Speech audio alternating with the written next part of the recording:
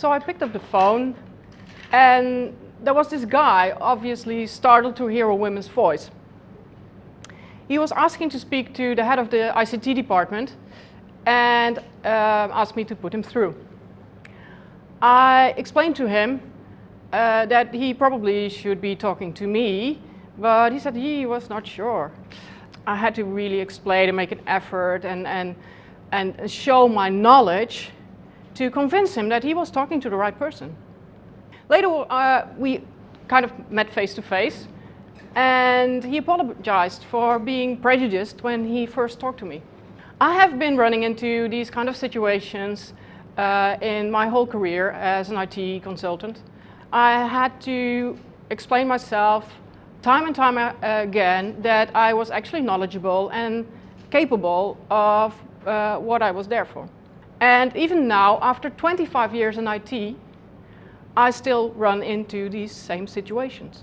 How could we handle these situations where this unconscious bias pops up?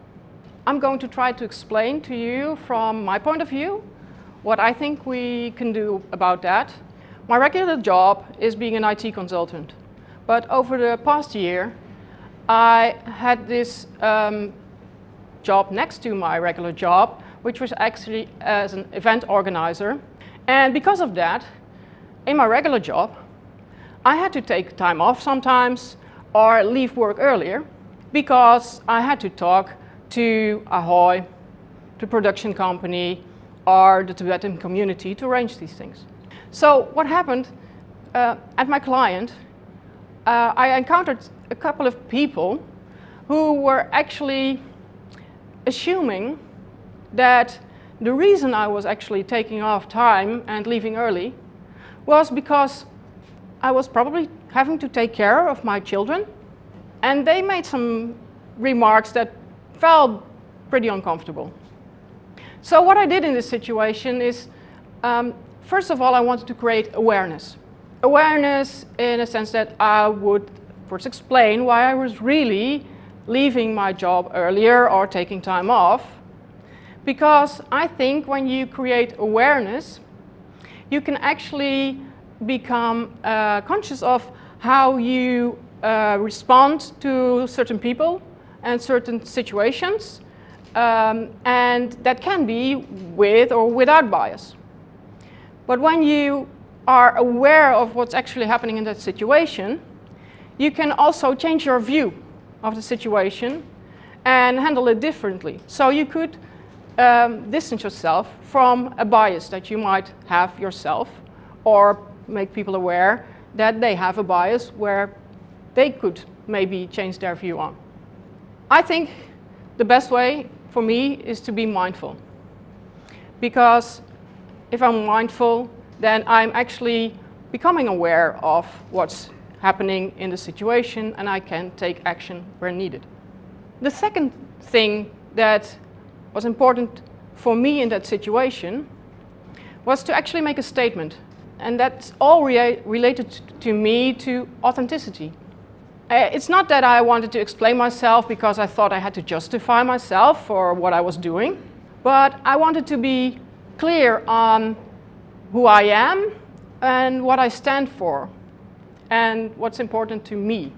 Because I think when you know who you are and when you can be yourself in any situation, you will not react and respond to it according to what's expected from you, but you will do that from who you are and what is important for you. I also think that this authenticity, we should make space for that, for other people to also be authentic. Because then everybody has an easier life. And for that authenticity to have space, we have to trust each other, have respect for each other, and have to be willing to be open and sometimes vulnerable. The last but not the least thing I think that's important in these situations is compassion. Living compassionately to me means I acknowledge that everybody is an individual, and has its own characteristics and features and everything, we all have one thing in common. We all want to be happy. And if you give space to the differences that everybody has, but also leverage on the commonalities, there is a better place for everybody. Because we're all human beings, we all have thoughts, we all have feelings, and that's regardless of your gender, regardless of race, religion, or anything else you can imagine. From that perspective, I would say we have to stop being judgmental and start being more kind to each other, so that everybody around us can be more happy, and in return, we will become happier ourselves too. I think it's an important challenge to us, and I actually think we should take responsibility to live an authentic and compassionate life in a mindful way, so that we actually can become aware of unconscious bias and handle it and even make it disappear. That's my message for today.